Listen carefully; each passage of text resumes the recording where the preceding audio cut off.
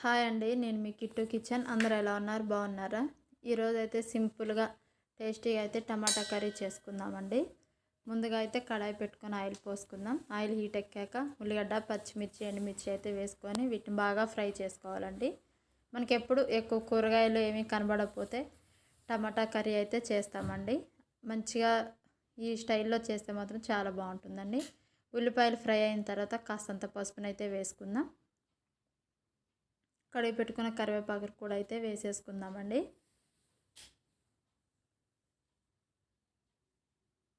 మనకి తొందరగా కూడా ఉడికిపోతుందండి. కూరగాయలు ఏమీ లేనప్పుడు కూడా మనం ఎక్కువగా ఈ కర్రీనే చేస్తాం. అలాంటప్పుడు మంచి టేస్ట్ రావాలంటే ఇలా అయితే చేసి చూడండి. టేస్ట్ చాలా బాగుంటుంది. ఇవి ఫ్రై అయిన తర్వాత కట్ చేసి పెట్టుకున్న టమాటా ముక్కలను అయితే వేసుకోవాలండి. వేసుకొని ఒకసారి కలుపుకొని ఇవి త్వరగా ఉడికిపోవాలంటే అండి మనం ఈ టమాటా ముక్కల పైన అయితే కాస్తంత ఉప్పు అయితే వేసుకుందామండి. తొందరగా ఉడికిపోతాయి టమాటా ముక్కలు అనేవి. ఇలా మూత పెట్టి అయితే ఉడికించుకుందామండి. ఒక 2 నిమిషాల తర్వాత అయితే తీసేద్దాం.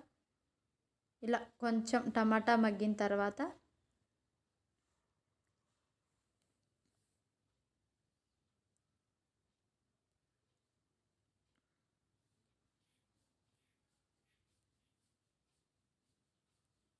ఇప్పుడు తగినంత కారం అయితే వేసుకుందామండి. ఉప్పు వేయొద్దండి, ఆల్రెడీ మనం వేసుకున్నాం కాబట్టి. కారం ఒకటి, చికెన్ మసాలా అయితే వేసేసుకుందామండి. చికెన్ మసాలా అయినా పర్వాలేదు, గరం మసాలా వేసుకున్నా పర్వాలేదండి. టేస్ట్ చాలా బాగుంటుంది మసాలాలు వేస్తే.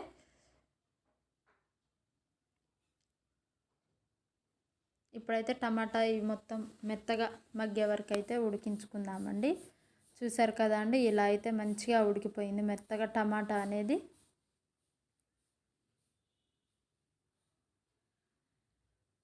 చాలా సింపుల్ అండి. కొత్తగా నేర్చుకునే వాళ్ళైతే ఈ టమాటా కర్రీని చేసేయచ్చు.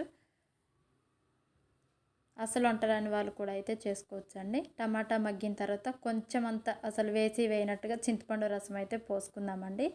దీంతోపాటు మామూలు వాటర్ కూడా ఒక చిన్న గ్లాసులో అయితే పోసేసుకుందాం. ఇలా చింతపండు పోయటం వల్ల పులుపు అనేది వస్తుంది, టేస్ట్ బాగుంటుందండి. ఇలా మంచిగా దగ్గరకు వచ్చే వరకు అయితే ఉడికించుకోవాలండి. ఇంక ఇందులో ఎగ్స్ వేసుకుంటే చాలా బాగుంటుంది.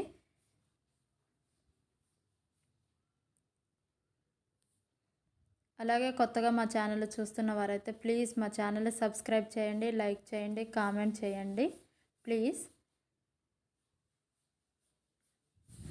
ఇప్పుడైతే దగ్గరికి ఉడికిపోయిందండి. స్టవ్ అయితే ఆఫ్ చేసేసుకుందాం. చూసారు కదా అండి, ఇలా మంచిగా అయితే ఉడికిపోయింది. అసలు చూస్తుంటేనే మంచిగా తినాలి అనిపిస్తుందండి. ఎగ్స్ ఉంటే ఇంకా చాలా బాగుండు.